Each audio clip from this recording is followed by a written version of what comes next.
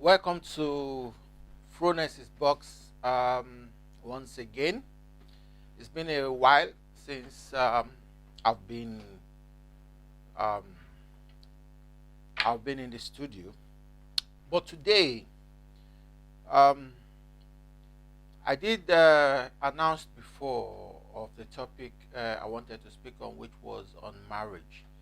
But today we are going to take a leap to something very vital and very important.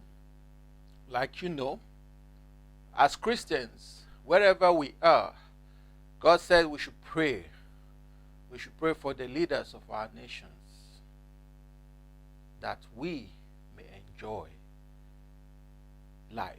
We should pray for them. It means the Lord is telling us that we should be concerned about the affairs of our nation, of our country. So today, we'll be discussing a little bit about leadership. As you might have seen from the caption, it has to do with politics in Nigeria. We're talking about leadership and nation building. And if you see my politics, I've decided to use X at the end of the politics instead of the usual letters, because the politics in Nigeria, I wonder if it is really what it should be. But irrespective of that, we are coming into this discussion. Nigeria, as you know, it's about to go into another year of election, which is next year, February 23rd. And things have been happening around the scene. But one thing is very important that we should know, even as Christians, that the Bible said, "My people perish for lack of knowledge." So you should understand that without being informed, you cannot make wise decisions. And that has been the case in Nigeria. If you will reckon, Nigeria for the last 24 years has been on a consistent democratic process. And 24 years gone. Next year is going to be 24 years, still counting. And that is why while I'm speaking, I will be mentioning some people who I will be calling the bunch of 24. When I say the bunch of 24, I will be meaning the people who have been ruling, who have been in government or has participated in government in the last 24 years. So I label them the bunch of 24. So what are we discussing today? What we are discussing today is, I bring you good tidings and good news. The cries of Nigerians has reached the heavens, has reached the ear of God. The blood of innocent Nigerians has flooded heaven, and God has said, this time is the set time.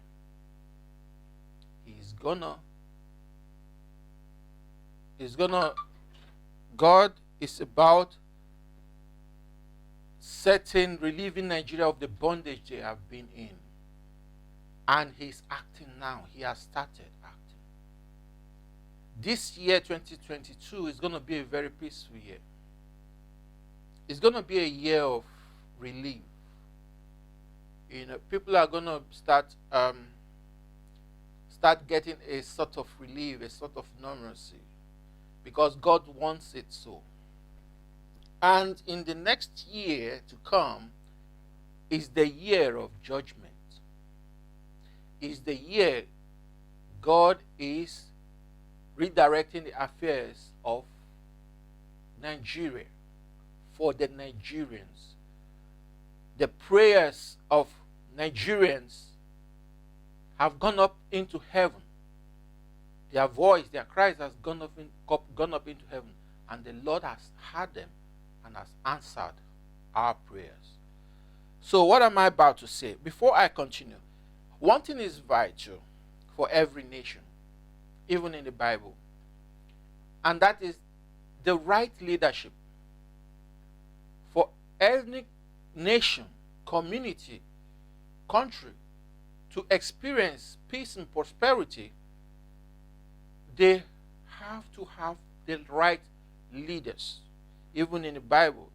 I want to talk about, before I continue, I will read you a verse of how God interferes, or how God intervenes in the affairs of nation when it comes to his people, because we are talking of the people Christ came for and died for. We've been praying for our country. If you remember, I don't know in your ministry, in your church, if you have been doing that, but in our ministry, in Christ Embassy, we've been doing that consistently, non-stop. And this year, our man of God has declared that it's the year of the gathering of crowds. Gathering of crowds means answers to prayers. So Nigeria is not left out. The prayers we made for Nigeria is not left out. So, but before I continue, I want to read something to you concerning how God sees leadership and how the eyes, what God sees. Because we have to see the way God sees now, what God has chosen for us, in order to make the right decision. So that is why I want to start with this verse, reading this verse to you. So, it's the book of Samuel, 1 Samuel, verse 1 Samuel chapter 6. I'll be reading from verse 1. Listen. And the Lord said unto Samuel, How long wilt thou mourn for Saul, seeing I have rejected him from reigning over Israel? Fill the horn with oil, and go. I will send thee to Jesse the Bethlehemite, for I have provided me a king among his sons. The Lord speaking. If you are not acquainted with Saul, Saul was the then king of Israel. He was chosen not because God wanted to choose him, but because the people of Israel yearned for a king. They actually chose Saul. So God just said, okay, if you chose Saul, let it be. Because, God will not interfere in the affairs of men unless he doesn't intervene. If it's not, if the men won't listen, if they don't call on to God, God let them have their will. God does not control the will of men. So that was how Saul came. And then if you know the story, you know how how his last days on the throne was. He started messing up. So I'll continue reading verse 2. And Samuel said, How can I go? If Saul hear it, he will kill me. And the Lord said, Take and hire with thee, and say, I am come to sacrifice to the Lord. Do you see that? The Lord is sending his prophet. He's sending his prophet. The prophet is not sending himself. The Lord is sending him. So be careful of those. I will still come to that. Those that are telling you they are hearing from God concerning the next president of Nigeria, be careful. I'm coming to that. I have a word from God for them, for such men of God. So, verse 3, I continue. And Jesse, and call Jesse, the Lord is still speaking, and call Jesse to the sacrifice, and I will show thee what thou shalt do. The Lord speaking. Every step is telling Samuel, I will tell you what to do. His instruction, his directions are clear. The Lord's direction. And thou shalt anoint unto me him who I name unto thee. I will take that verse again, verse 3, so that listen carefully. And call Jesse to the sacrifice, and I will show thee that thou shalt what thou shalt do, and thou shalt anoint unto me him whom I, the Lord God, I name unto thee, whom I name unto thee, who the Lord names. Verse 4. And Samuel did that which the Lord spake, and came to Bethlehem. And the elders of town trembled at his coming, and said, Comest thou peaceably? They're asking, do you come in peace? And he said, peaceably. Yes, I come in peace. I am come to sacrifice unto the Lord. Sanctify yourself, and come with me to the sacrifice. And he sanctified his sons, and he sanctified Jesse and his sons, and called them to sacrifice. Remember, he said he sanctified Jesse, their father, and his sons. Verse 6. And it came to pass when they came, and it came to pass when they were come, and that he looked on Eliab and said, Surely the Lord's anointed is before me. Are you listening? Samuel saw Samuel saw Eliab, the son of Jesse, those that were presented to him, one of the sons of Jesse, Eliab, and said, Surely this is the one. He has not heard from God. God said, Go and I will show you. But when Samuel got there, he was carried away by the look. Just as I want to bring it today, just as many people today in Nigeria are saying, oh, he's the one, he's qualified, he's most qualified, he did this. They are looking, they are not seeing what God is seeing. They are looking at the physical appearance. They are looking at what he did last when he was the governor of Lagos State, and then party, all those things that takes men away. That's not how God looks. That's not what God looks at. God doesn't look at those affairs. But listen to what God told Samuel. In replying, verse 7. Let me take verse 6 again so that you listen. And it came to pass when they were come that he looked on Eliab and said, Surely the Lord's anointed is before me. He said, yes, surely the next president of Nigeria is before me. Surely, oh, Tinubu, the next president of Nigeria. That's what many people are doing right now. He did this, he did that. I will come to that. Let's continue on this. But the Lord said unto Samuel, Look not on his countenance. Look at that. Can you see?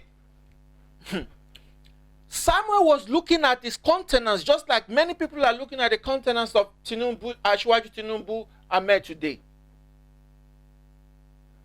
The Lord said unto Samuel, Look not on his countenance or on the height of his stature, because I have refused him. That's the Lord speaking. I told you before Samuel made that utterance that Eliab is the one, he hasn't heard from the Lord. He didn't listen to the Lord said, when you get there, I will show you. He didn't wait for the Lord to show him. He just got there because he's like, oh, Tinubu, Aju, former governor of Lagos State, did that and did that, and in APC, he did this and united, and they got Buhari in, and then they... That's rubbish. Look, that's looking at the countenance, looking at the stature, looking at the height. So let me continue. I will take verse 7 again. But the Lord said unto Samuel, look not on his countenance or on the height of his stature, because I have refused him. For the Lord seeth not as men see it. Do you hear that? That is what the God is telling Samuel. I don't see the way you see, you men. For man looketh on the outward appearance, but the Lord looketh on the heart. The Lord looketh on the heart. You see the title. I will come to explain to you, as it relates to Tinubu particularly. I want to say Tinubu particularly. Why I'm mentioning Tinubu Ashwabu right now is that, with all due respect, I have nothing personal against Ashwaju Tinubu. I acknowledge everything that he has accomplished in Lagos. I see those. I acknowledge it. I give kudos today.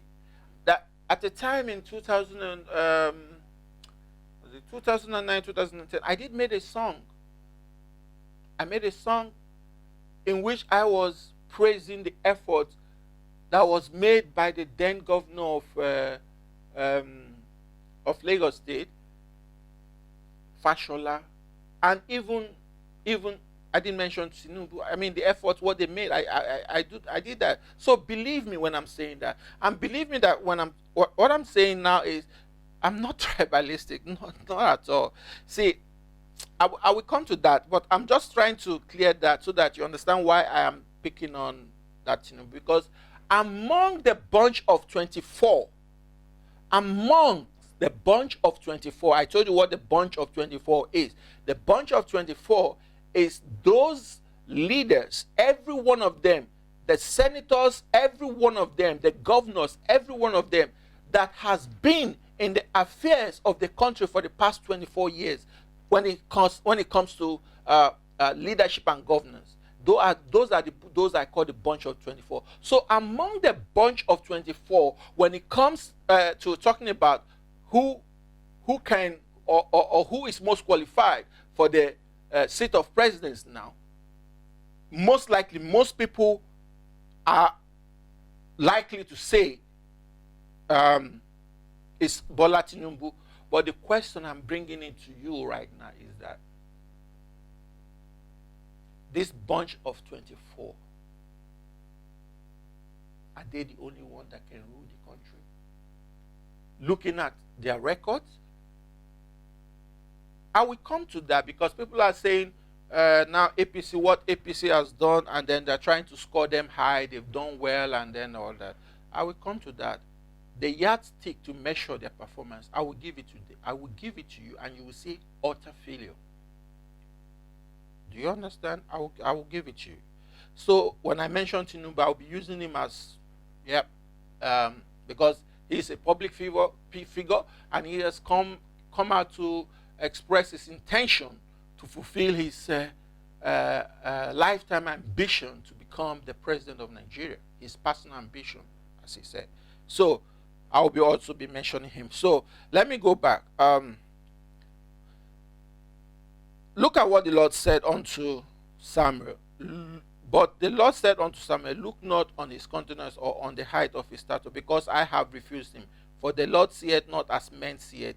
For man looketh on the outward appearance, but the Lord looketh on the heart. Then Jesse called Abinadab and made him pass before Samuel. Now the second son of Jesse now passed. Still the bunch of 24. And he said, neither had the Lord chosen this. Samuel said, not you. No, not you. Okorocha came and said, no, not you. Former governor of Imo State, no, not you. Then Jesse made Shammah to pass by, and he said, neither had the Lord chosen this. Osibanjo came. They said, no, not him, not Osibanjo. Bunch of 24s. These are the people that are coming up. These are the people that have lined up. When you look at them, all of them are jumping out. They want to come in for presidency. These are the bunch of 24 now. And the Lord has refused all of them. Again, Jesse made 7 of his sons to pass before Samuel. And Samuel said unto Jesse, the Lord hath not chosen this. None of this bunch of 24 has the Lord chosen. And Samuel said unto Jesse, and Samuel said unto Jesse, I hear all thy children. He's asking me, he said, this bunch of 24, is it all that Nigeria has? This bunch of 24 that have failed for 24 years to provide electricity for the people of the country, providing the country with a mega 4,000 megawatts. Why countries are using, other countries smaller than Nigeria are using over 100 megawatts, 150, 200 megawatts. So this bunch of 24 that has failed, Samuel is now asking him, is it all that you have? And Samuel said unto Jesse, are here all thy children? And he said, there remaineth yet the youngest, and behold, he keepeth the sheep. Remember, listen carefully what the youngest was doing. And Samuel said unto Jesse, and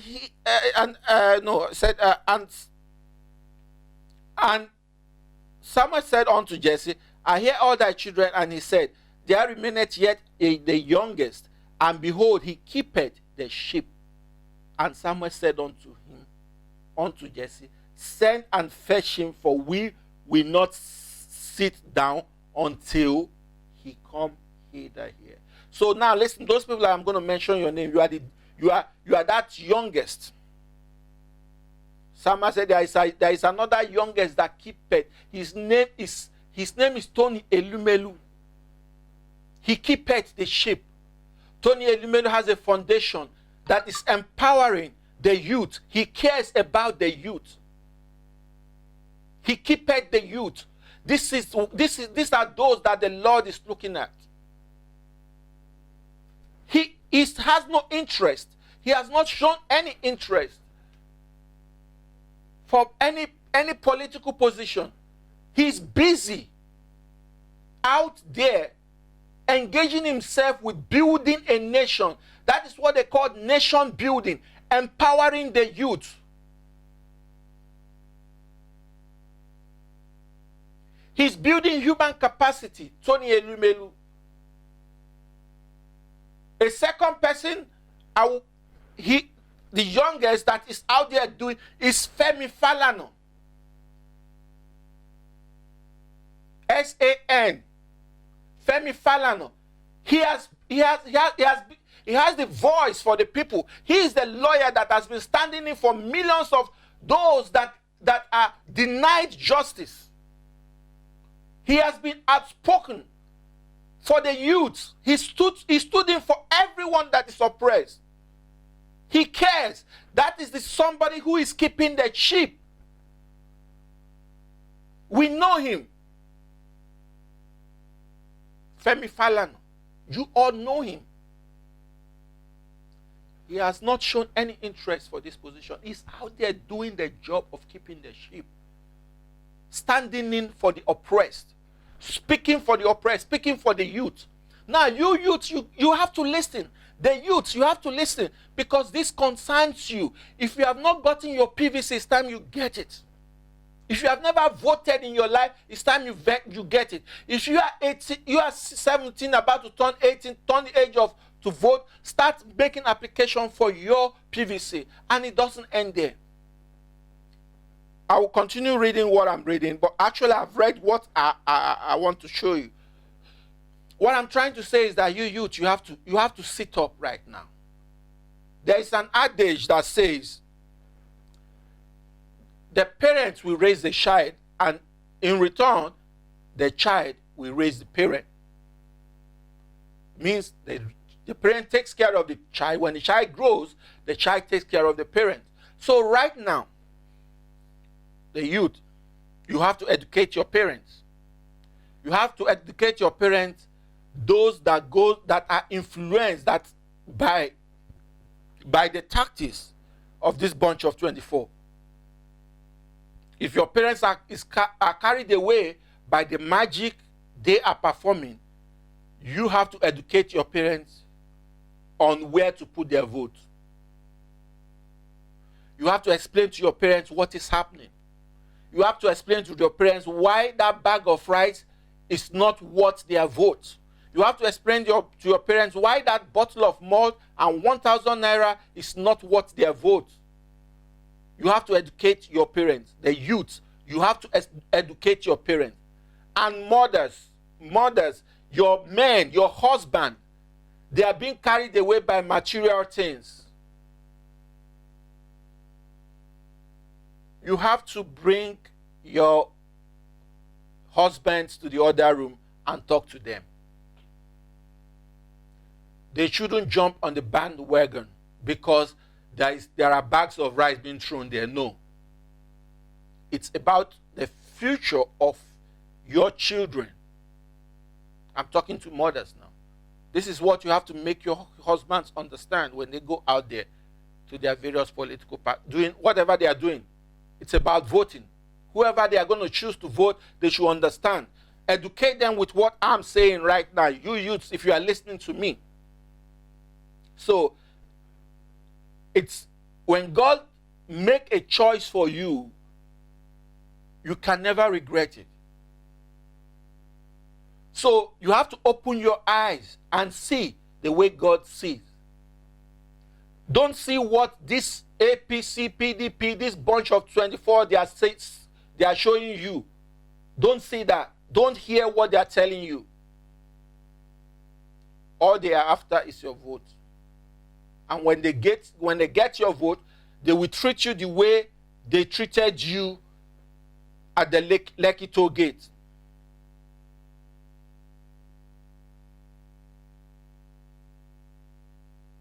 You have to look in properly. Ask questions. What did Bola Tinubu, what was his statement to that affair? How does he care? What concern? How did he show his care? His party that is receiving accolades that he formed the party and they're giving it. What was the stand of the party leaders? He's one of the party leaders. What did they say about the killing? What did Bola Tinubu say? What was his stand on it? Go and read, make research, and see if that person cares about you.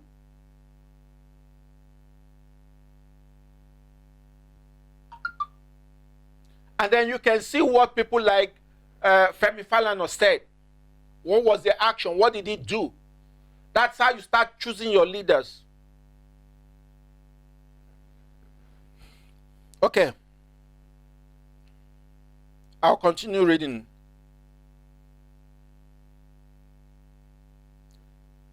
I'll continue reading verse 12. You know, like right now, Samuel said unto Jesse, send and fetch him, for we will not sit down till he come here. They are already standing up for him, standing ovation. Jesse is standing till he comes. He will keep standing till he comes. And he sent and brought him in. Now he was, and he sent and brought him in. Now he was ruddy and withal of a beautiful countenance and goodly to look to. And the Lord said, arise, anoint him. This is he. Listen. When he came in, I will explain what he said. The countenance, those brilliant countenance the other ones were having, beautiful countenance. He was not dressing. He was taking care of the sheep. He was all dirty, muddied up. He was doing work. He was not looking so good, appetizing, like with beautiful scent and the $1 million chain and the bullion wagon in his compound. No, he was not that. Then Samuel took the horn of oil and anointed him in the midst of his brethren. Anointed him in the midst of the bunch of 24, whether they liked it or not. Whether they were happy with it or not, he anointed him king. And that is what is going to happen in Nigeria today. None of this bunch of 24 is going to rise up to that position of presidency. And all of them that are in the House of Senate, wherever they are, the governors, Nigerians are kicking them out now because the Lord has said enough is enough.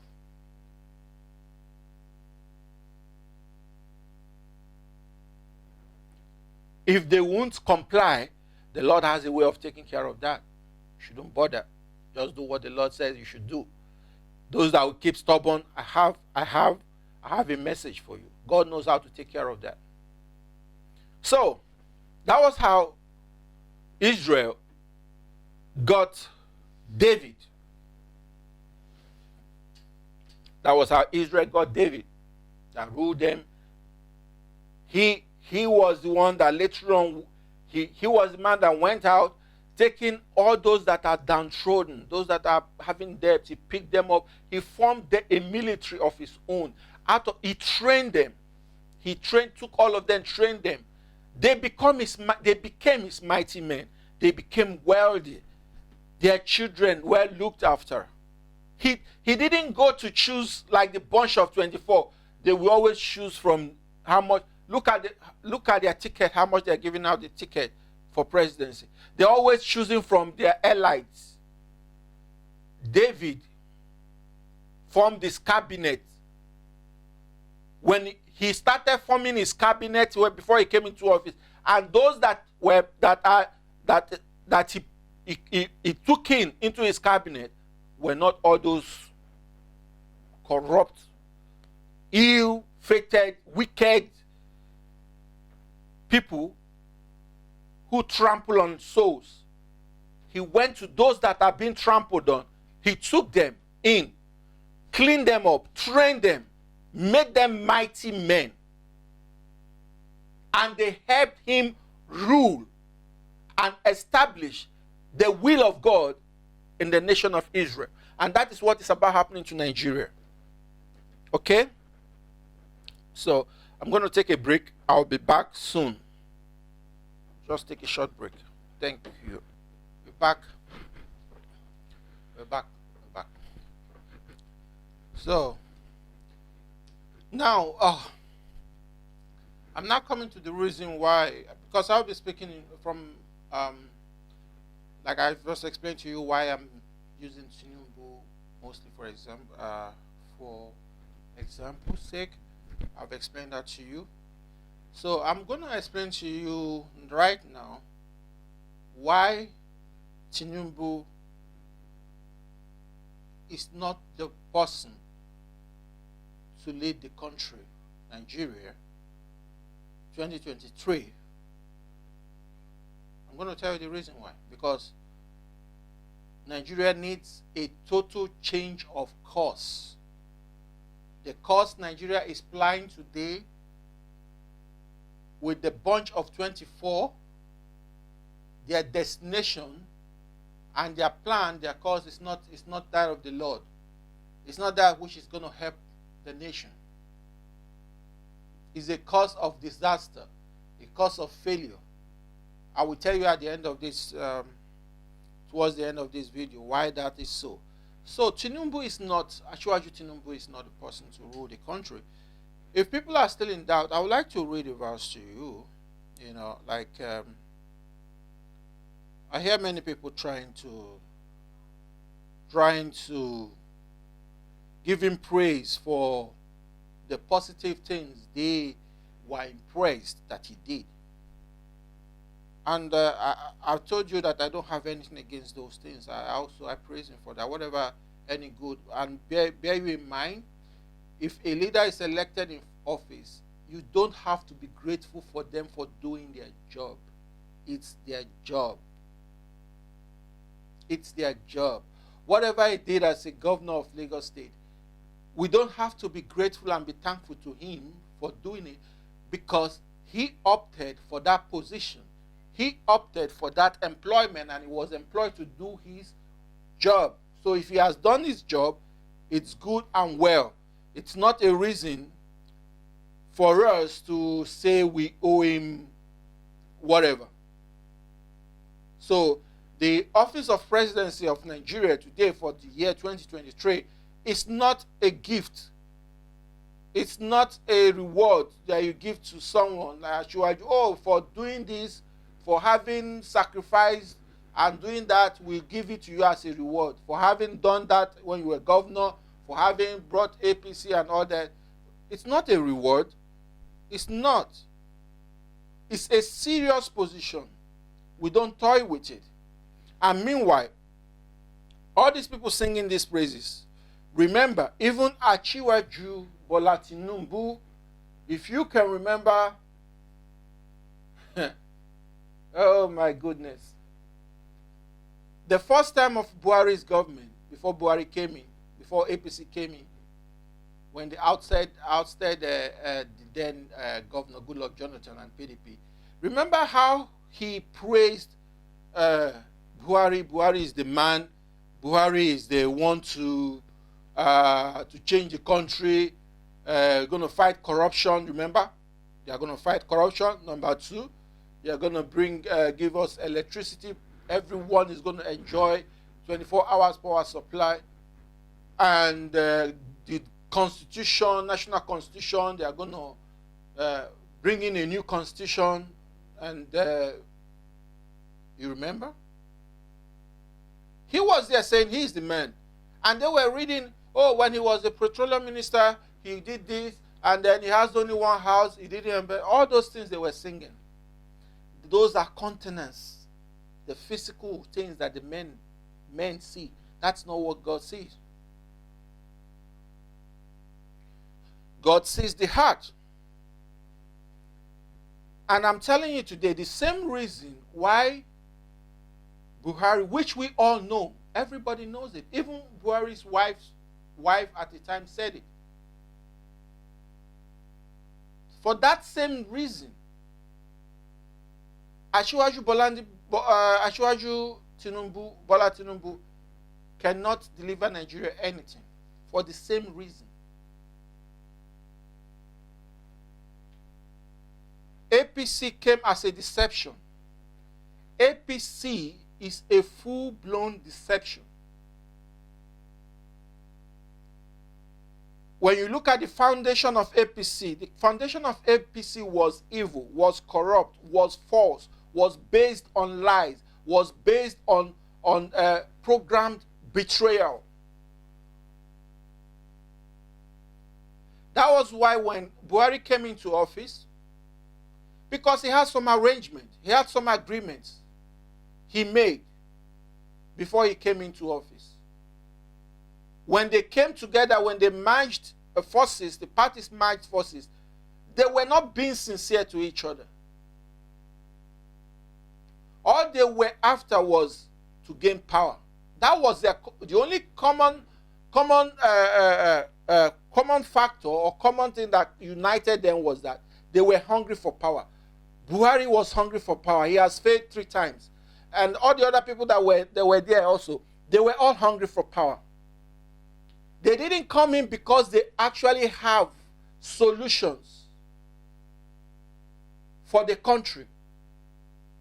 They didn't, all those things they promised Nigeria today, you all see that it was just a promise. There was no solid plan to back up their promises. That was why they couldn't deliver. So APC was set up on a pillar of deception. That is the reason why the government is the way it is today. The APC government is the way it is today. And mind you, second factor that is very important for you to consider is the fact that there is no difference between APC and PDP other than the name. These are all APC, PDP are all the people I call the bunch of 24. They are the same people mingling in. It's just a porous membrane between APC and PDP. They are just interchanging, intertwining, You all know, shamelessly. So Bola Tinubu, what credit are you giving him about APC? What is there to talk about APC? APC is the government. that today has no atom of respect for the youth. APC has no love for the people of Nigeria. APC, all the people, because when I'm saying APC, please, I'm talking about the bunch of 24. But I'll have to say APC because they're in government, but they're all the same. They're all the same. Look at what they did to innocent youths. The youths that Babangida said that, the youth that the current President Buhari said that they are lazy youths. Does he want me to tell him what the youths have achieved? The banking sector improved. It's at the stage where it is now because of the youths. It was the youths that changed the banking sector. Now social media becoming a source of revenue. The youths are all there doing business, earning, vlogging. They earn dollar. They are earning. These are the youths. These are the youths. They are successful in the things they are doing. Look at the entertainment industry, the music industry. It's the youth. The youth are bringing revenue to the country through their talents. They put their talents to work. Anything that is available, they put it to work to earn money. Nigerian music industry today is ranked among the best in the world today. The movie industry, Nollywood, the youths. These are all efforts of the youths. Now, when you look at that, the youths have been more productive than this bunch of 24 in the past 24 years. What has the government, what has they achieved? What have they achieved in the past 24 years? Can anyone say that? But the youths have done that. So these are the same youths that APC government thought it wise to kill off, to silence at the toll gate, all because they were asking questions. Why are these things happening to us? Why don't you care about us? They raised their voice for the first time in unity to talk, to demand answers. And the APC government, with your Buhari and Achiwaju, Tinubu, thought it wise to unleash the military dogs on them and kill them. And at the end of the day, they deny. That's one other thing common about this government. They lie. You know, how can you know, in Nigeria, our tradition is elders are known not to lie. The youth, the children, they look up, but our children, the youth today, they look on the TV and they see the elders, the so-called leaders, lying to their face that no one was killed, lying to their face that they didn't send the military, lying to their face, lying to them. The elders, the leaders, they don't have the guts to take responsibility for what the wrong they have done, that they've gotten it wrong, and apologize. Sanwo-Olu couldn't do that.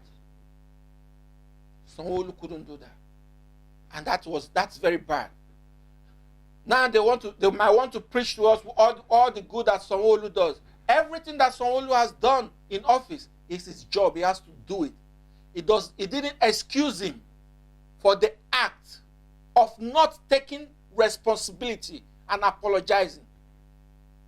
It didn't excuse him from lying to the Nigerians, to the youth, stabbing them on the back, then asking them to come and do a peaceful march with him, a peace march, whatever march it is. Why denying that anybody was ever hurt? Meanwhile, he was in the hospitals, which everybody saw on national TV. He was visiting those that were shot, that were hurt that day.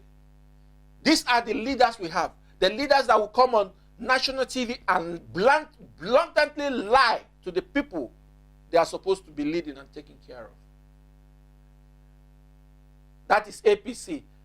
That is the accolade we should be giving to Asiwaju Tinubu. What was his position on that? What was his position? Did he come out to condemn the act of government, the act of military killing? Did he apologize on behalf of his party? So enough of that about Tinubu did that, Tinubu do that. No, we are not looking at that. That is countenance. We are people of God. We see with the eye of God. We see the heart of Tinubu, the heart of Sanwo-Olu, and it's a lying heart, a deceitful heart. It is not a heart worth emulating. Sanwo-Olu and the rest of the 24, bunch of 24 in government today, they don't have a character worth emulating.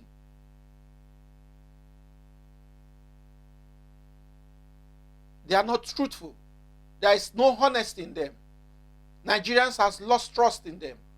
We don't have leaders that abide by the tradition that says leaders are they are honest. They uphold honesty. We look up to they don't have those characters. And we're about to drain the swamp. 2023, we are draining this swamp. The bunch of 24, we are going to cut them off from the affairs of our country. That's what we're going to do. So there is no credit here that is worth giving to Tinubu to make us say he can, even though that is not applicable. There is no credit here. I don't see it. Tinubu has never come out to criticize or to even critically talk about his government, the government of his party. All he has said is going to start from where they stop. And that is very bad. Where Buhari stopped is very bad. Nobody should start from there. There is nothing to start from there.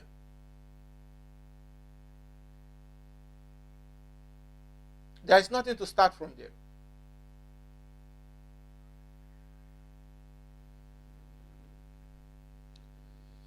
So, Tinubu is not a factor to be considered for election. In no way. In no way. They've done, with his colleagues, the bunch of 24, has done great injustice, especially to the youth of our nation. Great injustice.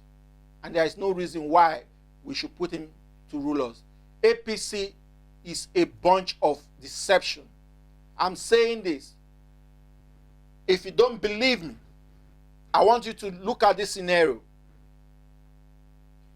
A man that lacked integrity, a man that speaks from both sides of his mouth, a man that has become a public nuisance, was seen being received by the president Buhari of Nigeria. I'm talking of the person of Fani Kayode. Everybody knows his status. This man has jumped from he first jumped from APC to PDP, then from PDP to APC. Or I can't even count. I can't count. It was APC to PDP, and then now from PDP, after demonizing all the APC members, including Buhari, calling them being possessed of demonic spirit, this same man was seen not quite long ago flipping from PDP to APC, and the government and Buhari, such a man, received him publicly, you can say it, publicly received him. The world saw it. Are these the people that you say they have integrity? No. They say birds of the same feather flocks together. So that personality of Fani Kayode is the same thing that you find in PDP. That's why they say birds of the same feather, they flock together. Is that the people who say they are credible? Is that the so tell me, when this happened, what was Tinubu's position when he saw this happening? If he was the godfather of the party that makes everything work, so he considered it normal, considered it okay. He didn't say anything about it. So we have a bunch of 24 we have to delete. We have to delete them from the affairs of our nation. God is doing that.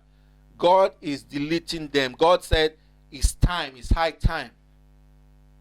So my message to them, bunch of 24, Nigeria, we have to, the next government, the next president, the next government that the Lord is bringing in will prepare you an elderly home, an aging home, where very luxurious to your taste.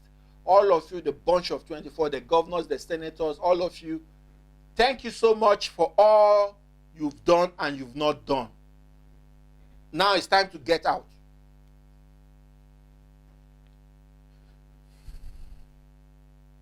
So, back to what I was saying.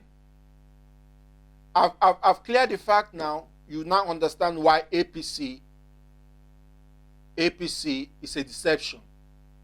APC, PDP, they are not a party. They are nothing. They are not. They're a deception. So if you are a youth and you are in that party, I have a word for you.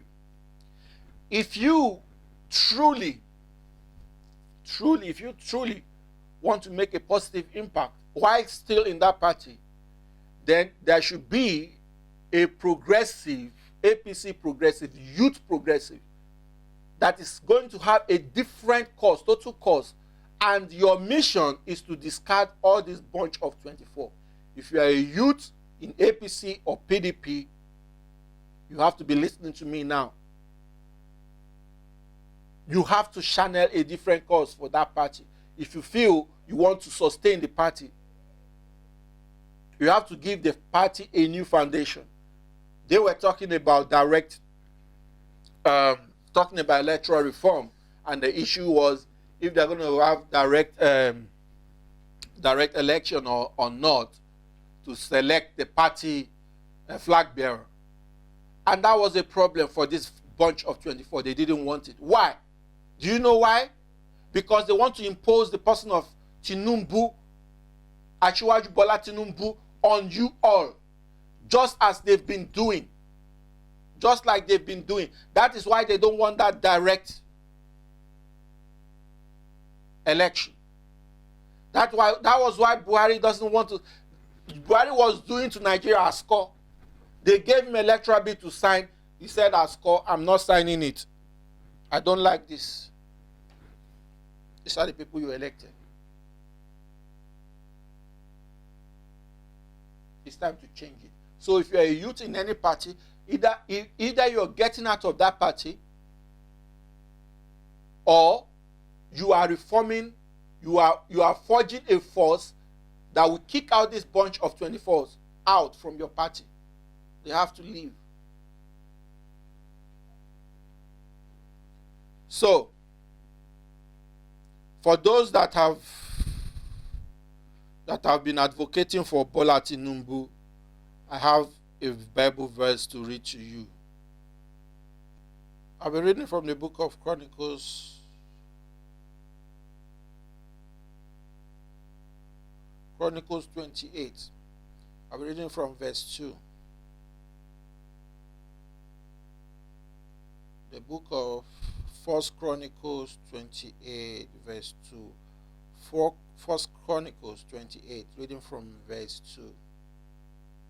Then David the king stood up upon his feet and said, "Hear me, my brethren and my people. As for me, I had in mine heart to build a house of rest for the ark of the covenant of the Lord, and for the footstool of our Lord, and had made ready for the building. But God said unto me, thou shalt not build an house for my name, because thou hast been a man of war and hast shed blood. Howbeit the Lord of Israel shows me before all of the house of Israel to be king over Israel forever, for he had chosen Judah to be ruler. So all I'm saying in effect that you heard it, the reason why David will not be the one. This is God speaking. God has his own way of doing things. So Bola Tinubu is not going to be, because he has gone into so many unholy matrimony.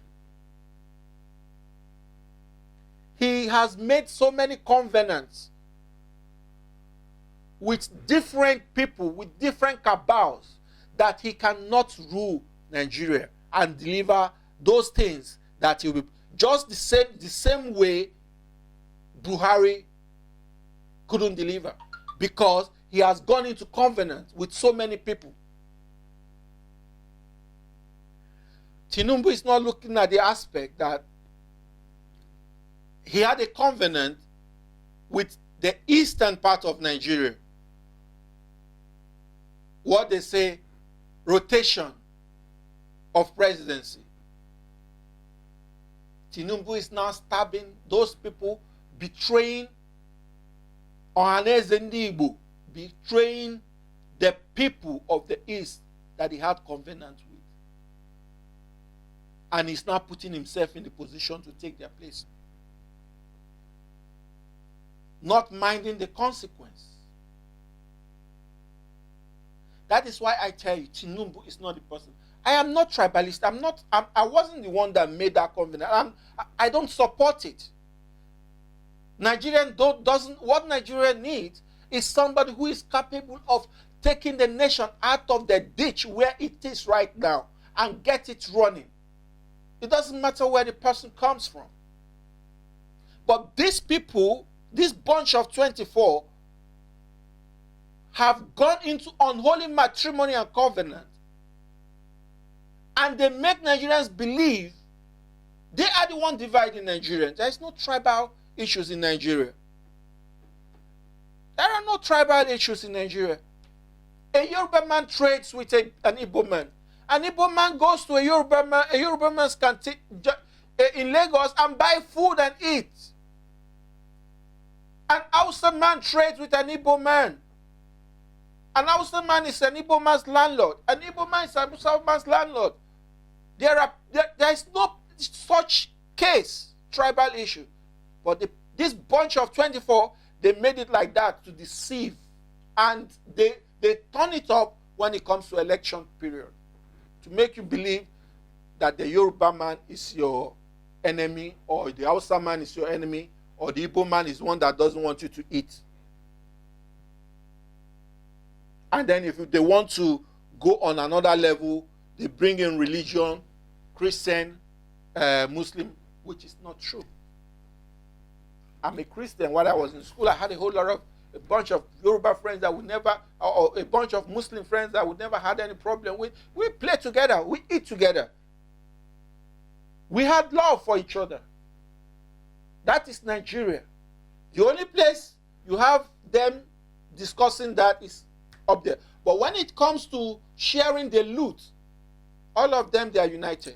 Go and see them in the House of Assembly. They don't have any problem. They don't have any ethnic or religious problem there, because they are sharing the loot there, not doing the work they're supposed to do. Look at the electoral reform. They couldn't even override the president. What they know, they've all said that this is what the people have.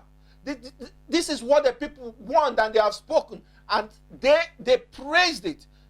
But when their caucus up there for their own personal reason refused it, they became toothless bulldog. They couldn't do anything, or they didn't want to do anything. Those are the bunch of 24 in your House of Assemblies. So there is no such thing as that problem. We don't have police. Go there, go out there in social media, anywhere. Yoruba, Hausa, There's nothing like that. There's nothing like ethnic problem or tribal problem. Nigeria doesn't have that problem. The problem with Nigeria has is this bunch of 24. This bunch of people that has been ruling Nigeria for the over 24 years. They are the problem Nigeria is having. And it's time for them to go. So, that is why Bola Tinubu Ahmed is not Nigeria's next president. Bola Tinubu Ahmed cannot deliver anything. He cannot do better than what his predecessor has been doing. Rather, he's going to do worse. And that is why God has rejected him.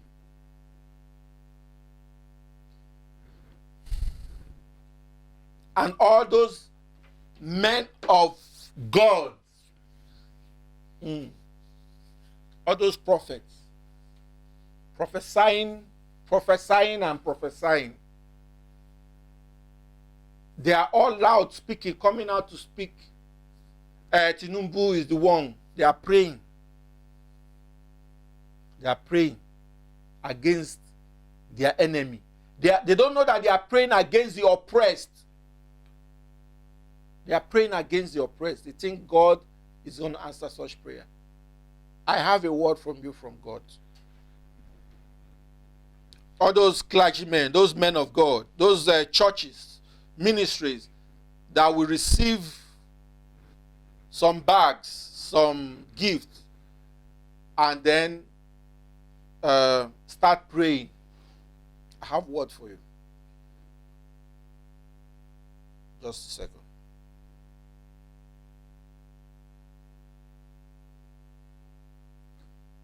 I'm reading from the book of 2 Kings, chapter 5. I'll be reading from verse 1. 2 Kings, chapter 5, from verse 1. Now, this one goes, like I said, it goes out to all those men of God. What's the name of the other one? Look at them here. One of them is here. That are seeing the unseen, that are speaking for God. I have a word for you. Now, listen. 2 Kings, chapter 5, verse 1.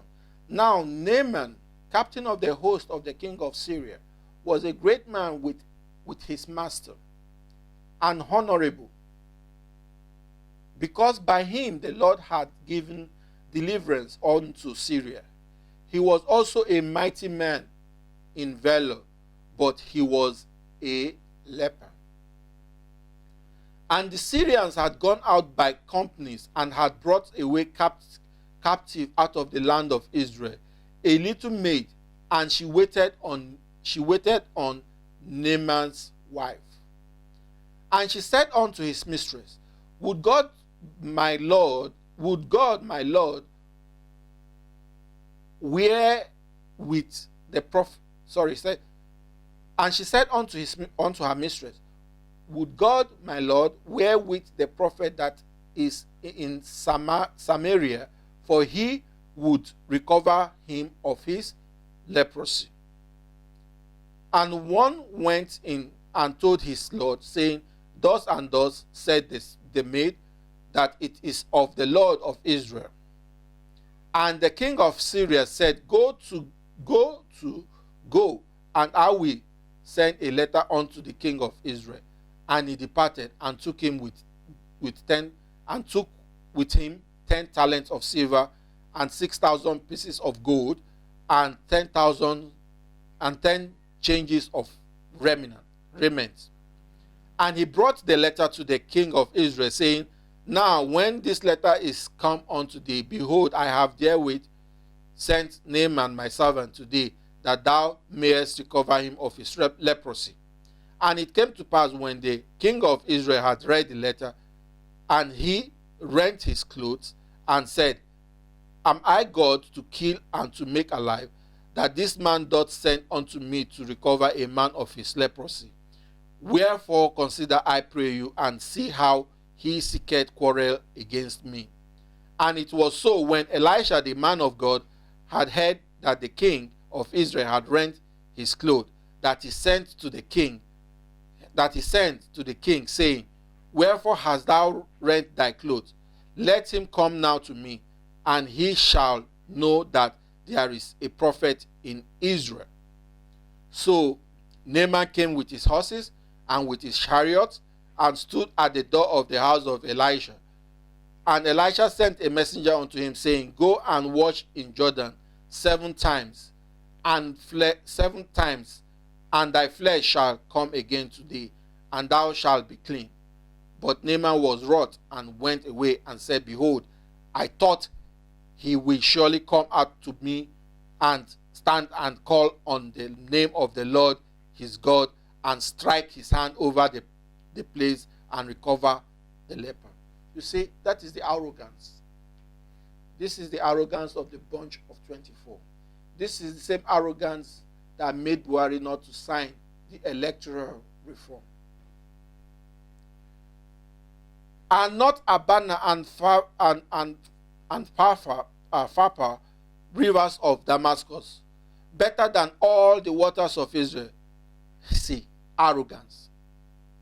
May I not wash in them and be clean? So he turned and went away in rage. You see, that is the attitude of the bunch of 24, the people that have been ruling the nation of Nigeria for the past 24 years. This is their character. And his servant came near and spake unto him and said, Thy father, my father, if the prophet had bid thee to some great thing, wouldst thou not have done it? How much rather then when he said to thee, Wash and be clean? Then went he down and dipped himself 7 times in Jordan, according to the saying of the man of God, and his flesh came again like unto the flesh of the little child, and he was clean. And he returned to the man of God, and now see, he was so arrogant at the first. It took somebody to convince him. So here you can see the display of arrogance. The utter display of arrogance. So, now look at what he did now. Now that he has seen it has worked out, now he went back.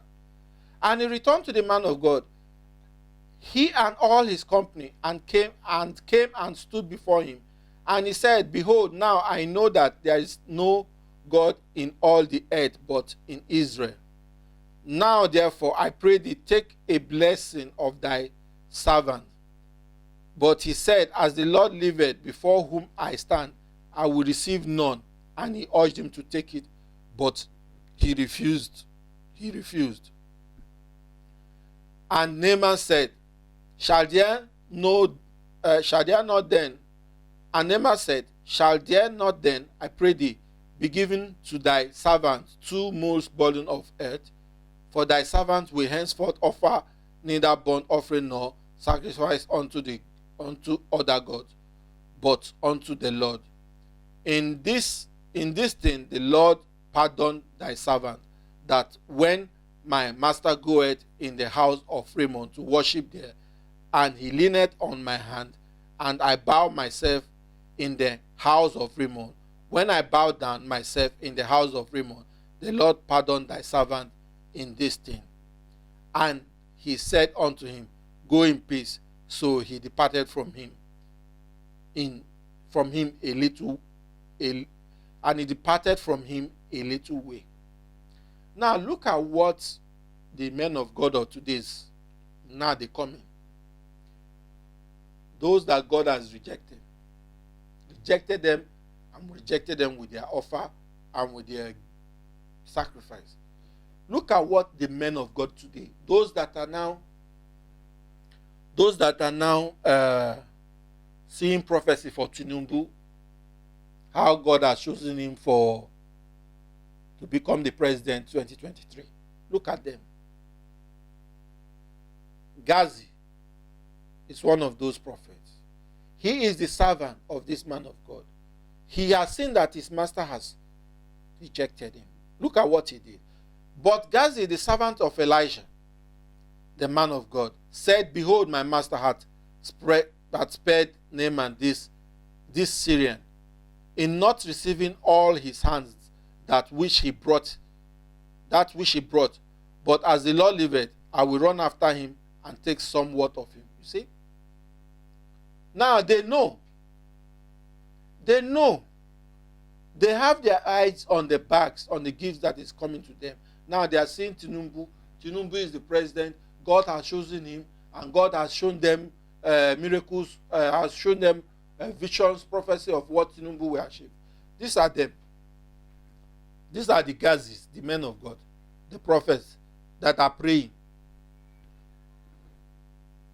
So Gazi followed after Naaman, and when Naaman saw him running after him, he lighted down from the chariot to meet him and said, Is all well? And he said, all is well. My master had sent me. You see him, he's lying. My master. He said, God sent me to tell you that he has chosen you. You are the one to be. And the rest of the bunch of 24 that will still be visiting all these churches and these servants of God, these Gazis, will be blessing them. This time around, you all will not escape it. God has, you will face the consequences of your actions. Just like Gazi had this, you will face it. Continue. Okay, and he said, all is well, my master had sent me, he's lying, saying, behold, even now there be come to me from Mount Ephraim 2 young men of the sons of the prophets. Give them, I pray thee, a talent of silver and 2 changes of garments. See them. And Naaman said, be content, take 2 talents. And he urged him, and bound 2 talents of silver in 2 bags with 2 changes of garments, and laid them upon 2 of his servants, and they bare them upon before him. And when he came to the tower, he took them from their hands. See, you see how cunning these men of so-called men of God. This I don't speak against men of God. I don't speak. But what I'm speaking against now is their actions. I don't speak against them. I don't speak against the anointing on the office of the anointing. It's just their actions. And even it's the Bible. I'm reading just the Bible. In their hearts, they know. They know what they are doing. So let me continue. And when he came to the tower, he took them from their hands and bestowed them in the house. And he let the men go, and they departed. He collected all those things from them. He went and took two servants of Elijah, that they came to receive it on his behalf. And when they received it, once the man turned away, he collected it from them. But he went in and stood before his master, and Elisha said unto him, whence comest thou, Gazi? And he said, thy servant went no whither. He's lying. He didn't go anywhere. He's lying. The man, God has seen you. God sees you. He doesn't see your heart. He knows your heart. He sees your heart. He knows what you're doing. And he said unto him, went not my heart with thee when the man turned again from his chariot to meet thee? Is it a time to receive money and to receive garments? All of you, prophets, pastors, all of you, father, reverend priest, all of you that will be praying, is it the time to be doing all this? Is it the time? God is asking you to receive garment and olive yard and vineyard and sheep and oxen and men servant and maid servant. Is it time for you to be receiving all these things? Is it what is important for you? Then look at the consequence that came of him. He said, the leprosy therefore of Naaman shall cleave unto thee and unto thy seed forever. Forever. And he went out from his presence a leper as white as snow. So you men of God that are going to the back, God has not said anything to you. You've not had any, but because of of your personal interest or your relationship with all this bunch of 24 I'm talking about, you start speaking for God. You start receiving the gift. He'll bring you this, bring you bag of Ghana must go, your account, fill up your... See, God is watching, because I told you that God has had a cry, has had a prayer. The prayers that we have been doing for the country, for the nation of Nigeria, he has had it. The bloods of innocent people that have died in Nigeria due to the actions of this wicked bunch of 24, their blood has flooded heaven. Their voice and their cries, God has heard them, and he's answering. And this is consequential. Everybody beware that your action, because you are not dealing with men now, you are dealing with God. The leprosy of Naaman went upon this man, and not just him, all his seed, the generation to come, forever.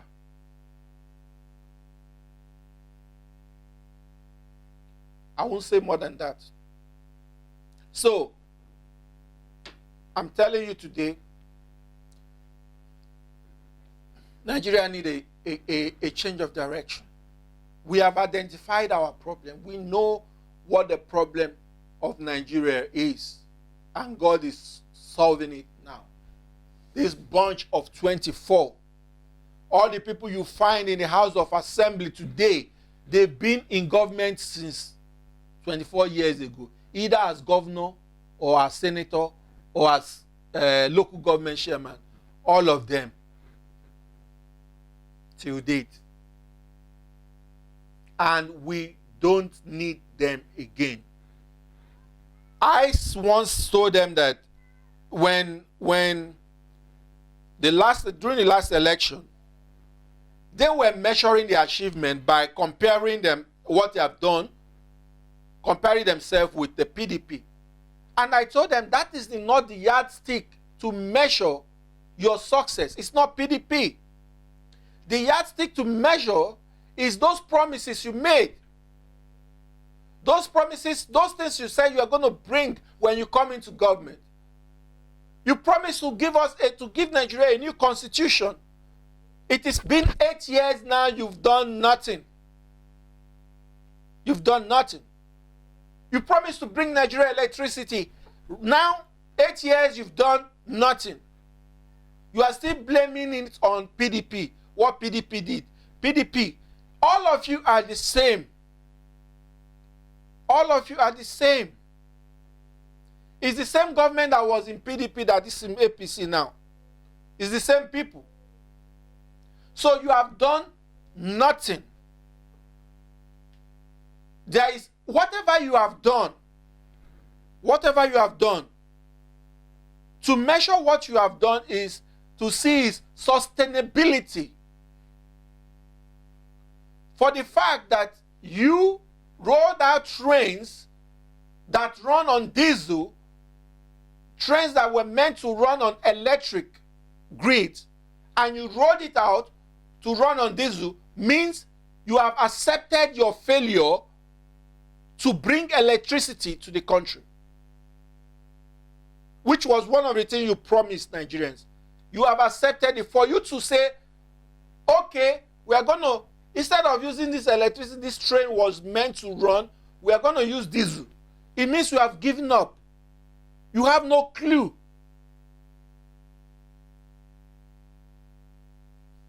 And the constitution, you are doing nothing. So those trains are going to be running on diesel, and you are having all this issue of fuel price and whatever you people are talking.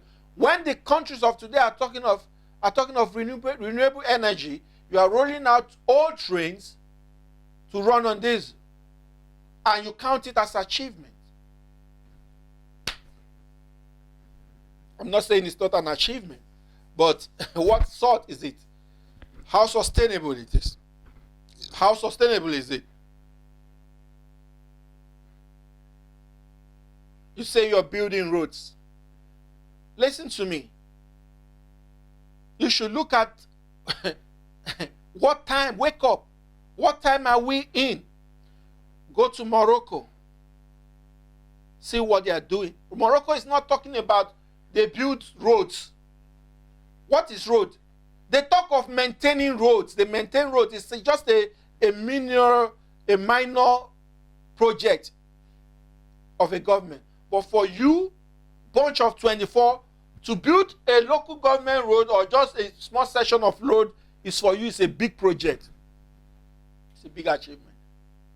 So, all we are saying is, you are out.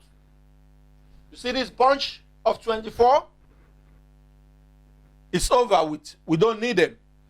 This bunch of 24 here, we don't need them. What we need is people like this. Toni Elumelu. People like Femi Falana. These are the personality we need. People like Ngozi Okonjo-Iweala. These are the fresh personality we need, that we know their track record, we know their opinion on different issues, we know what they've done. These are the type of people, these are the personality we need now. You see, when we say the youth, we want young people. See, yes, we do want young people, because that is what you ought to be doing.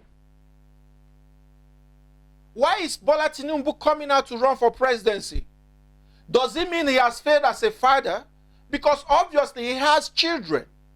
Does it mean the children cannot, are so useless that they cannot run for presidency, and he, with all those beautiful ideas he wants to implement now, he cannot follow them, give them, and guide them? It's a failure. So when we talk of the youth, we talk about you breeding youth, giving youth the opportunity to come into government and bringing fresh ideas. Take away all these your analog ideas. Give them a chance to bring in fresh ideas. We have people who can do that. I've just mentioned them. They work with young men. Toni Elumelu Foundation, his foundation, his business, he works with young minds. And he empowers the young people to become entrepreneurs. Femi Falana. Femi Falana is a lawyer. A non-lawyer who stands for justice. Who steps in to stand and defend the oppressed. Who has a good heart for the youth and speaks for the youth. He can do the job. Ngozi Okonjo-Iweala, we know what he did when she was the Minister of Finance during Obasanjo regime. Debt cancelled, increased our foreign revenue. Now, look at where she is in the World Bank.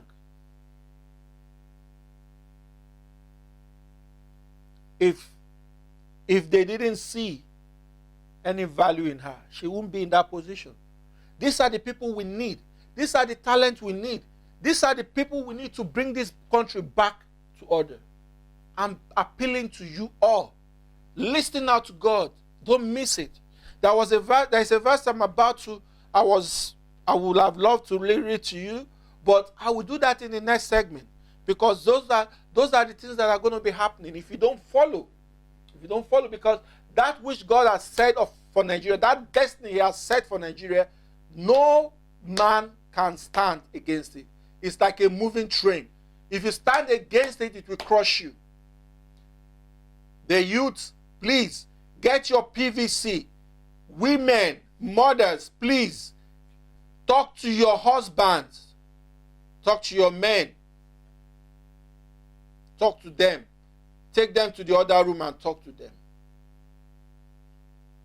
They shouldn't sell or sacrifice the future of their children because of this bunch of 24 who act only in their interest. Don't do that. Don't do that. Don't listen to what they are telling you. Listen to what they are not telling you. And what they are not telling you is what I am telling you now. What they're not telling you about Tinubu is what I'm telling you now. You see, Tinubu said, let me read to you what. See, like I said, honestly, I don't have anything against Tinubu, but it's just that if you want me to put it in a word for you, he is the right person at the wrong time. If we are talking about 10 years, 20 years ago, he could have been the right person. But right now, the bunch of 24 got to go and he's part of them. So he's not coming in for presidency. He's here at the wrong time. This is what he said when he comes in he's going to do. This is what he was promising Nigerians. I will read in his own word.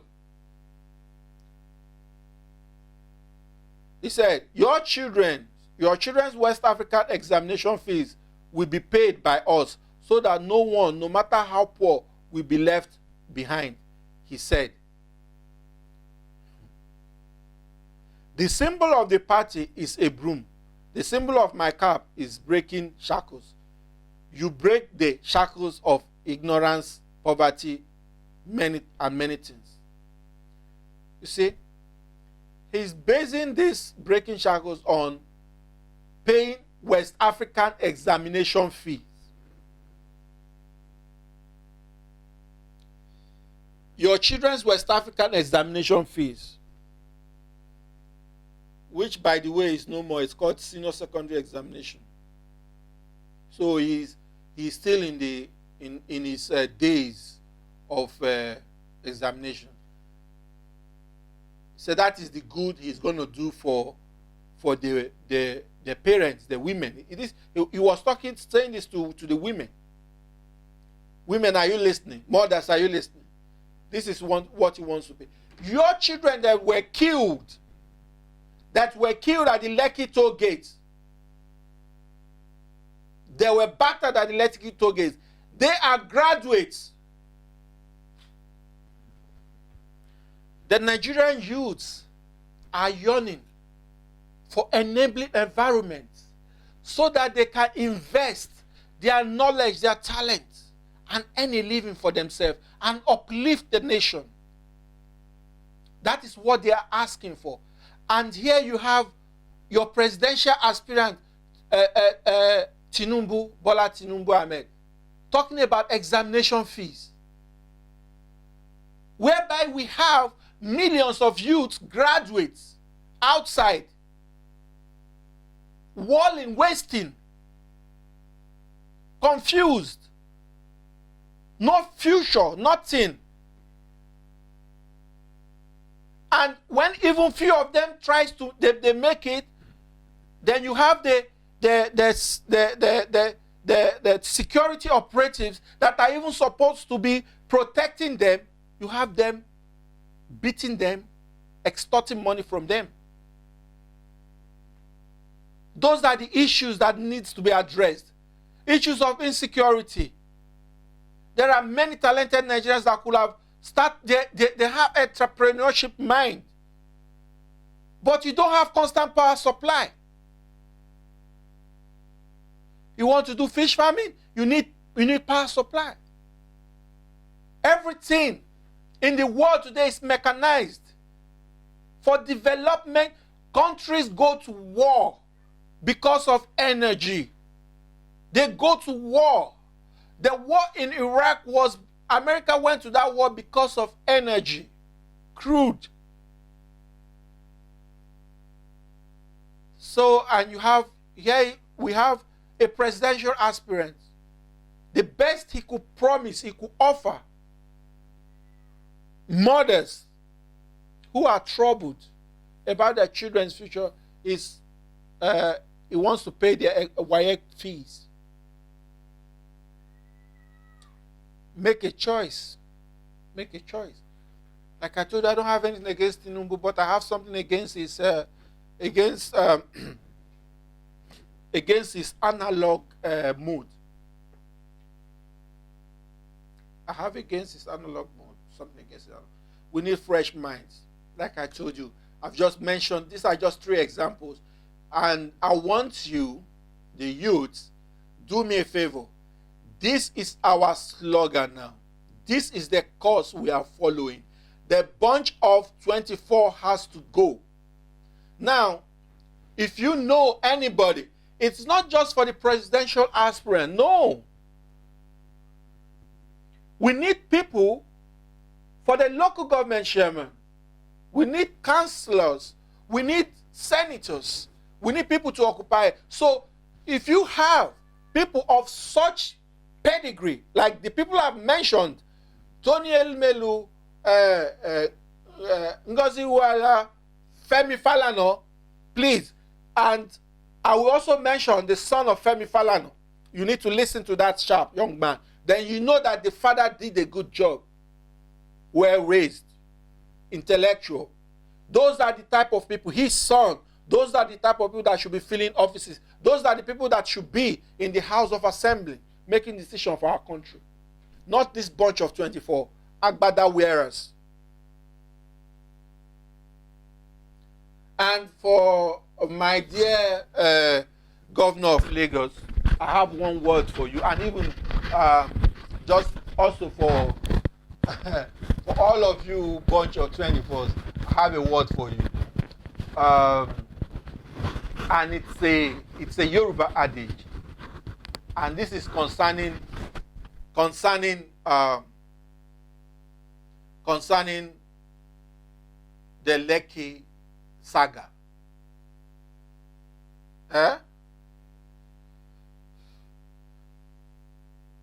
Your position after the white paper was released, it's very funny. But I want to tell you this. There is a Yoruba adage that says, Paro koni iwas ningbeyin re. You know the meaning. I won't interpret it. Those that know the meaning knows. Paro koni iwas ningbeyin re. That is my word to you. And when it will happen, all those things you are talking about, you are doing, it's not with your money. It's not your money. So you can't use it to defend your wrongdoing. You can't use all those things to stand in for what you're wrongdoing. Your incompetence and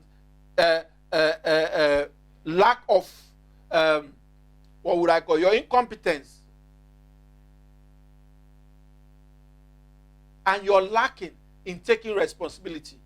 You're not man enough to take responsibility of what happened in Lekki Token and say the truth and apologize to the people and believe that they will forgive you. Even if they don't forgive you, you've stood your ground, you've done the right thing.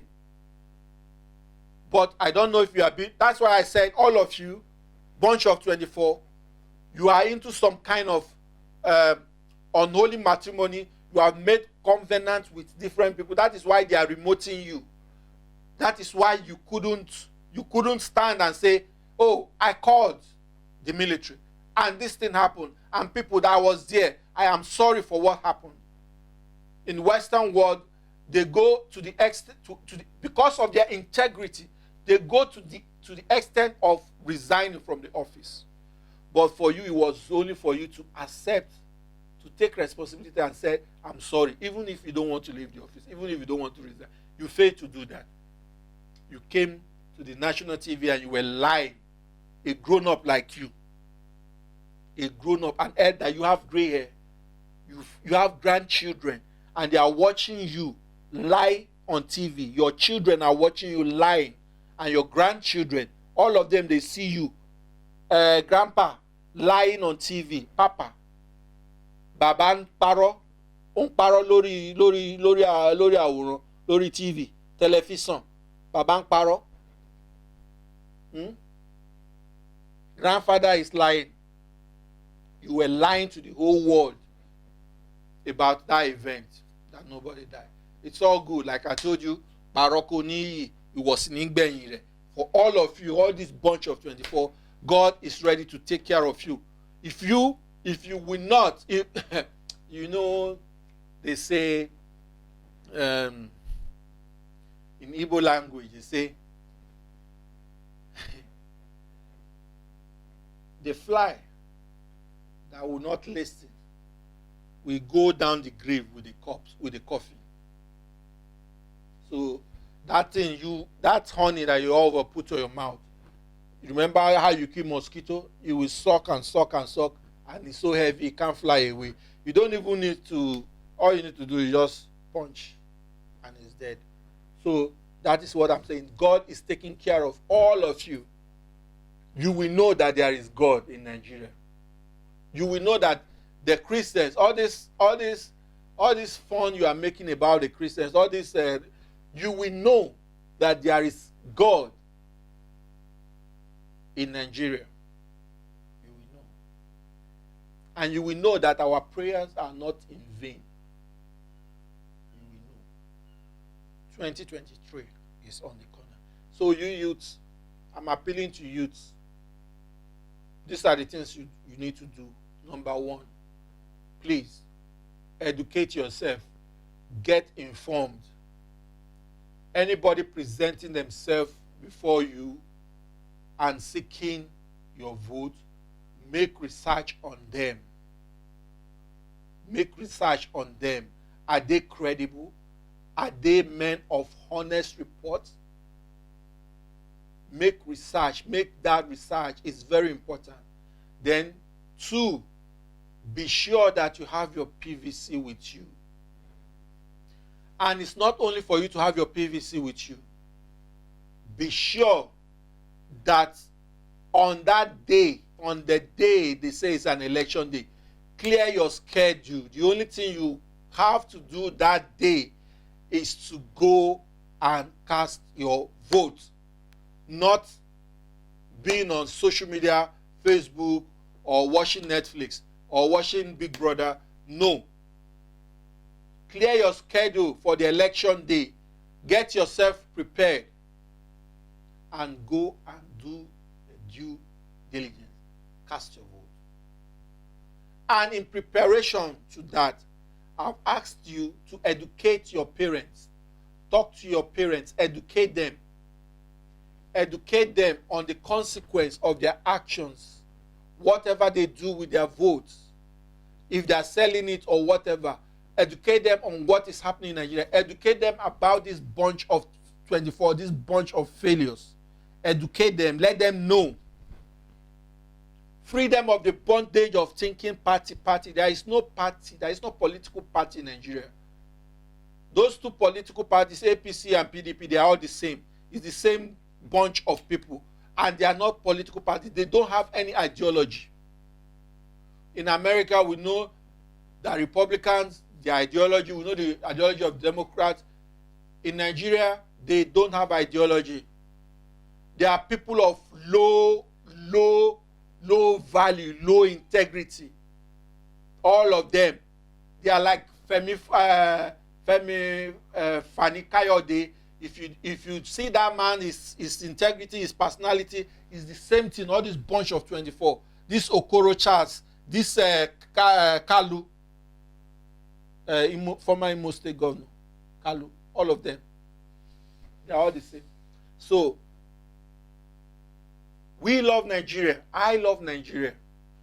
Ọmọ Èkó lèmi, Èkó náà bí mi sí, ọmọ Ìgbò, àwọn ẹbí mi Ìgbò ni wọ́n, àti Imo State láti wá. Èkó náà bí wá sí, Èkó náà bí mi sí. Èkó ni mo ti kàwé.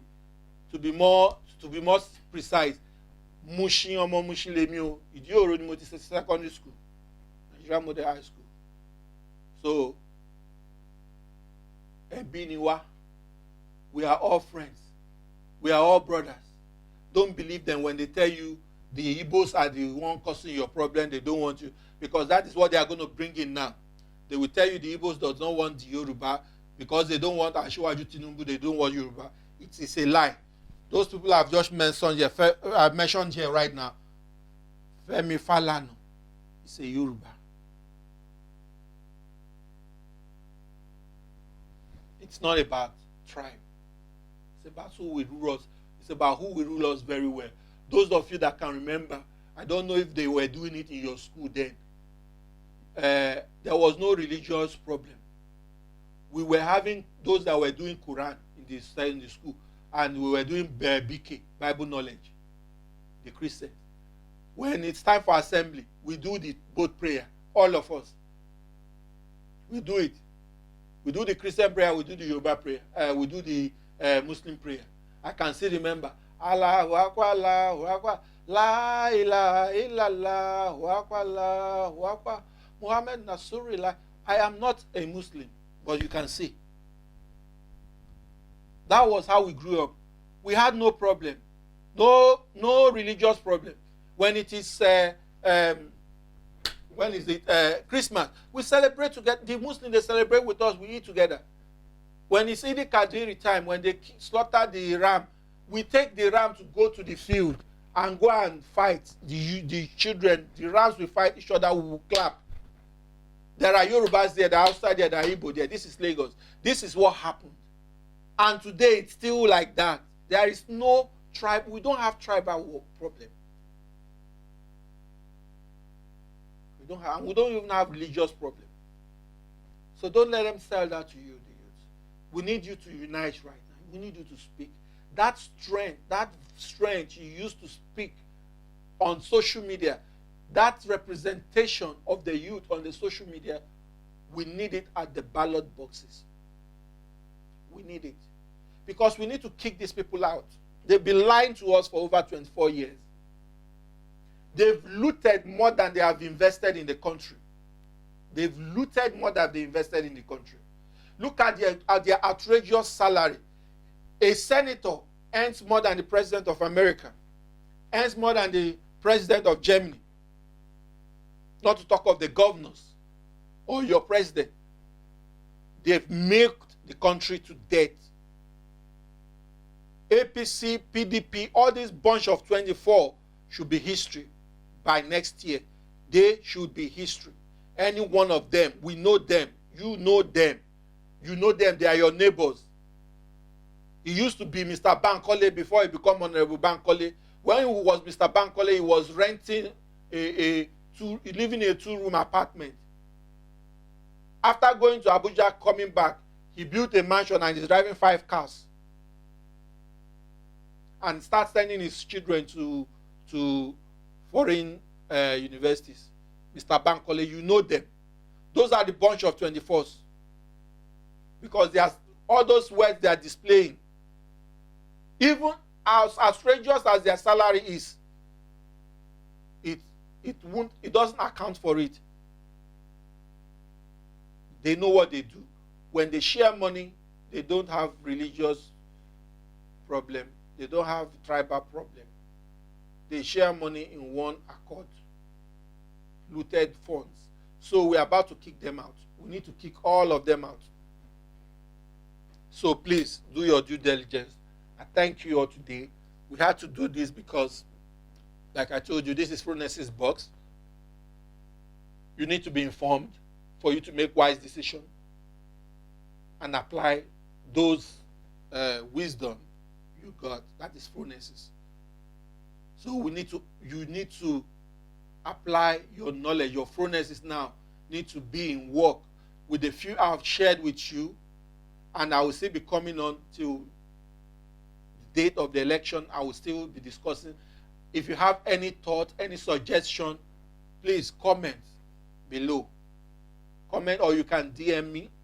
If you want to participate on this program, let me know. If you have a thought you want to share, we can do that. So together we can get these people, get rid of these people. They should be in old people's home. They are not. Look at your president, and even look at Bola Tinubu. I was so surprised. Look at his look at his content when he's talking. Look at his flow. Look at his memory. Telling you PVC is telling you your PVC has expired. I mean, this is somebody who is in government. His party is in government. They say it's a mistake, a slip of tongue. This thing happened within a space. Within that space of time, he couldn't correct himself. It was the next day. when people start talking about it. Even the people he brought with him, the men, women he brought with him, they were all saying yes, yes. That is the person you want to put in government? Isn't Buhari's case enough for you to understand? Isn't his case enough for you to understand?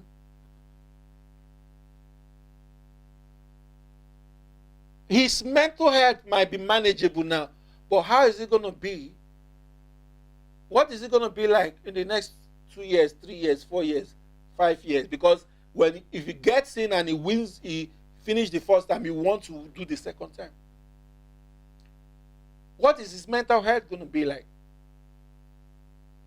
So please, and you social media, so the media, yeah, the news media, the journalists, please stop deceiving people. I will say kudos to Channels TV and their crew. They are doing the right job.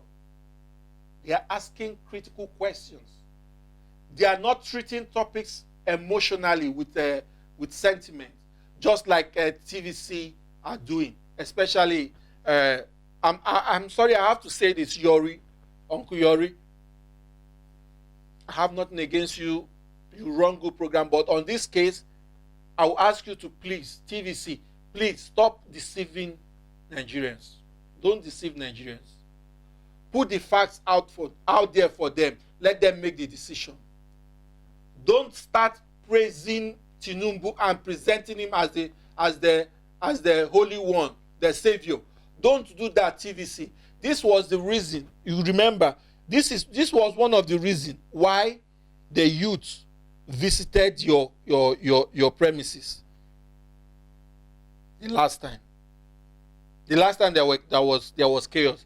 That was why they came to vent their anger on you at your premises. Remember, do the due diligence. Don't deceive Nigerians. Do not deceive Nigerians. Your job is to, as journalists, is to present the facts for them. It's not for you to call the shots or make the judgment. Don't do that. I plead with you, journalists. Please, leave the favorism, leave the sentiment, leave the envelopes, leave whatever favor. The issue now is serious.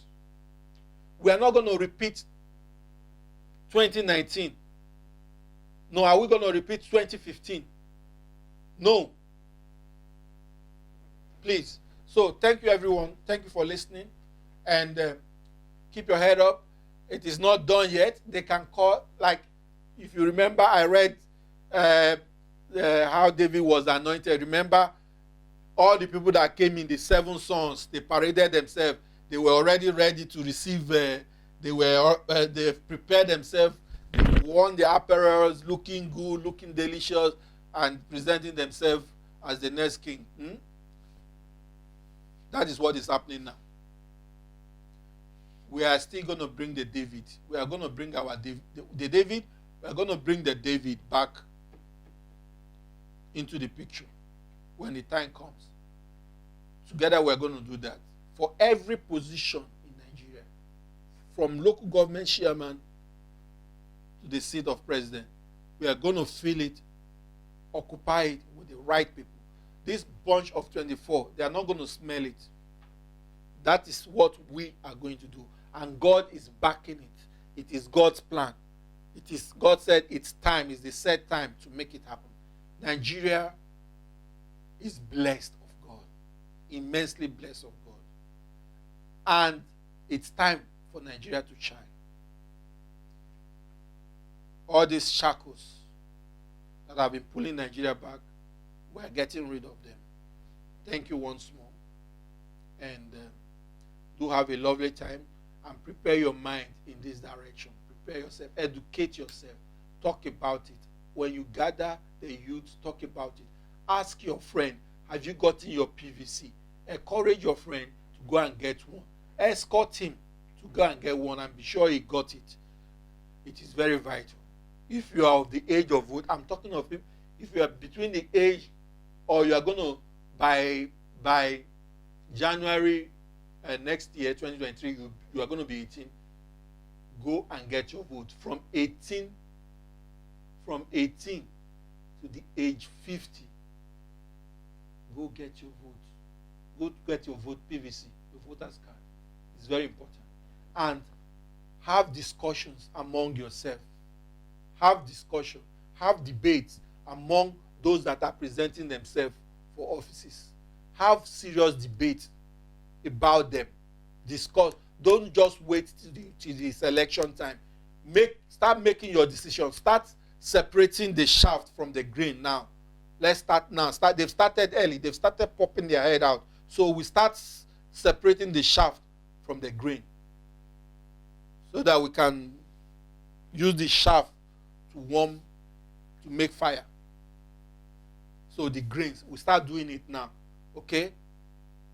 You can present yourself. You are eligible to run.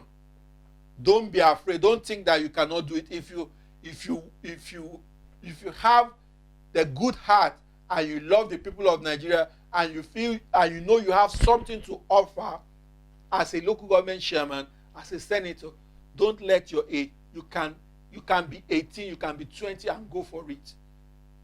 It is not for the old people. It's not for this lying 24, 20 bunch of 24. It's not for them. It's not only for them. You can go for it. We are going to support you. The youth, it's about us. We are holding together. We are gathering together. Okay? So don't shy away from anything. Go for it. Go for it. Go for it. Thank you so much. I love you all. Till we meet again. Remain blessed of the Lord and keep up the knowledge and keep applying the knowledge. Don't be in the dark concerning anything. Ask of the Lord. The Lord will give you wisdom. Okay? Thank you so much. You see, what I put up here is a suggestion. You can see I'm using that party name. I'm not calling it. You see it?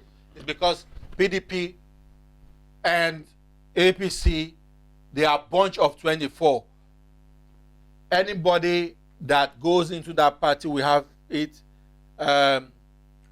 We have a hard time to deliver, because what they practice in there is politics of the cabals. So it's not politics of the deliverers. No, they practice politics of the cabal. So if you are going in there, you'll be ready for the fight. You know, like I told the youths that are in those parties, it's either you get out of there or you help change the face of the party. So, fresh party, okay? Fresh party. Fresh party. That's what we need. Where people can thrive and deliver. Where people have that enabling environment to deliver. Where you don't have cabal or whatever group or all this rubbish they're doing in these two faceless political parties. So, like I said, that's it. Thank you so much. Bye.